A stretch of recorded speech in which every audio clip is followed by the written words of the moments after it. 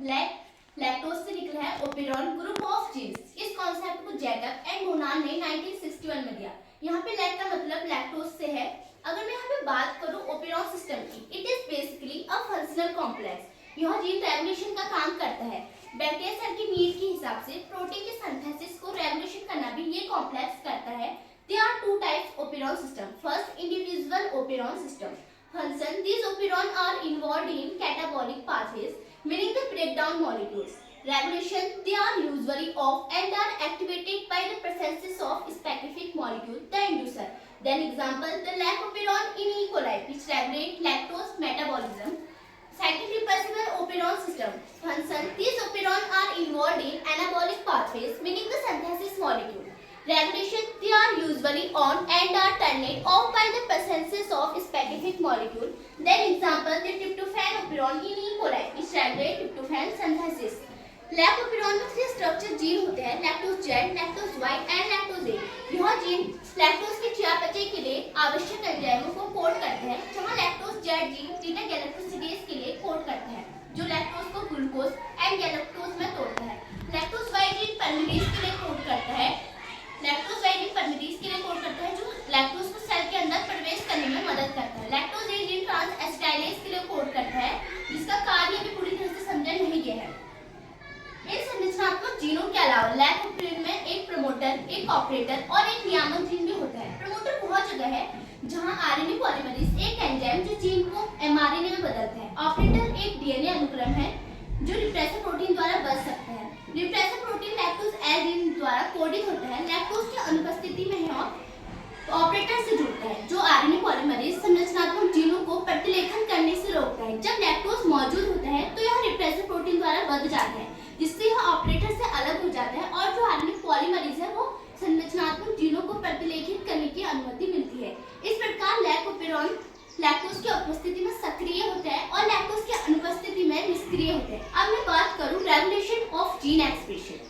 Gene expression क्या है? Gene के इंफॉर्मेशन से जब कोई फंक्शनल प्रोडक्ट बनता है तो उस प्रोसेस को जीन एक्सप्रेशन कहते हैं। जीन एक्सप्रेशन को कंट्रोल करना भी बहुत जरूरी है। समटाइम कुछ जीन ऐसे होते हैं जो कंटिन्यूअसली एक्सप्रेस होते रहते हैं, जिससे सेल की एनर्जी फिजूल में वेस्ट होती है। सेल के अंदर फिजूल में बहुत सारी प्रोटीन बन जाती है जिसकी जरूरत है ही नहीं। उस जीन को रेगुलेट करना, कंट्रोल करना बहुत जरूरी है, जिससे हम उसे टर्न ऑफ कर सके जब उसकी जरूरत हमें नहीं है, और जब हमें उस जीन की जरूरत है तो हम उसे टर्न ऑन कर सकें, जिससे फिर ट्रांसक्रिप्शन हो, ट्रांसलेशन हो। इस प्रोसेस को जीन एक्सप्रेशन कहते हैं। अब मैं इसको एक एग्जांपल से समझाऊंगी, जिससे आपको क्लियर हो जाएगा कि मैं कहने क्या रही हूँ। तो ये ई कोलाई बैक्टीरिया है।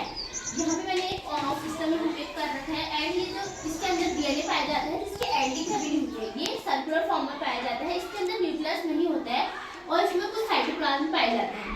अब मैं इसको यहाँ ऐसे देखूं तो ये 3 स्ट्रक्चर जीन है: lactose Z, lactose Y and lactose A. यहाँ पे एक ऑपरेटर जीन लगा हुआ होता है और एक प्रमोटर जीन लगा हुआ होता है और एक इनहिबिटर जीन यहाँ पे लगी हुई होती है, जिसे रेगुलेटरी जीन भी कहा जाता है, और एक यहाँ पे प्रमोटर रीजन लगा होता है जो बेसिकली इनहिबिटर जीन के लिए काम करता है। इस प्रमोटर रीजन पे एक आरएनए पॉलीमरेज अटैच होता है जो बाइंड करना शुरू करता है। ये बाइंड करना शुरू करता है तो क्या होता है, इस इनहिबिटर जीन से एमआरएनए का फॉर्मेशन होता है और ये एमआरएनए फिर प्रोटीन बनाती है। तो ये रिप्रेसर क्या करता है, ये ऑपरेटर जीन पे जाके अटैच हो जाता है और यहाँ रिप्रेसर प्रोटीन बन जाती है। सो ये उस कंडीशन में होता है जब ग्लूकोज प्रेजेंट होता है एंड लैक्टोज एब्सेंट होता है। In the absence of inducer और लैक्टोज, जो एक इनहिबिटर जीन है, इसे हाउसकीपिंग जीन भी कहा जाता है। देन एग्जांपल हमारी मदर होती है जो घर में वो हमें खाना देती है, उनका काम है हमें खाना सर्व करना, चाहे हमें भूख हो नहीं हो, व्हाटएवर जो भी है।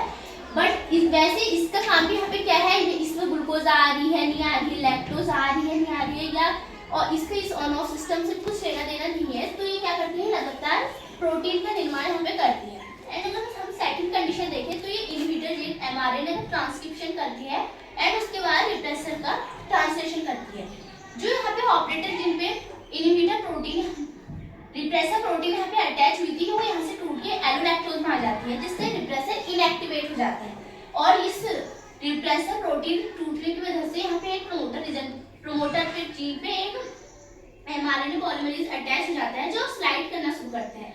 ये स्लाइड करना शुरू करता है तो क्या होता है, इन जीन से बीटा गैलेक्टोसिडेज, परमिडेज, ट्रांस एसिटाइलेज, ये सारी प्रोटीन बनती है जो लैक्टोज को ब्रेक डाउन करती है। बीटा गैलेक्टोसिडोज लैक्टोज को कन्वर्ट कर देते हैं ग्लूकोज एंड गैलेक्टोज में। लैक्टोज एक डाइसैकेराइड है एंड ग्लूकोज मोनोसैकेराइड है जो कि एक सिंपल शुगर है एंड पैकेट की लीड भी क्या है, वो ग्लूकोज ही है। और ये एक काम और करता है एलोलैक्टोज। एलोलैक्टोज यानी आइसोमर लैक्टोज ही है बट इसकी फॉर्म यहाँ पे चेंज हो गई है। परमिनेस सेल की परमिबिलिटी को बढ़ा देता है जिससे लैक्टोज सेल के अंदर आ सके। ट्रांस एसिटाइलेज इसका कुछ इंपॉर्टेंट फंक्शन अभी नहीं है पर ये कुछ टॉक्सिक सब्सटेंस का फॉर्मेशन करता है एंड जो एसिटाइल ग्रुप है वो मॉलिक्यूल को ब्रेक डाउन करने में हेल्प करता है।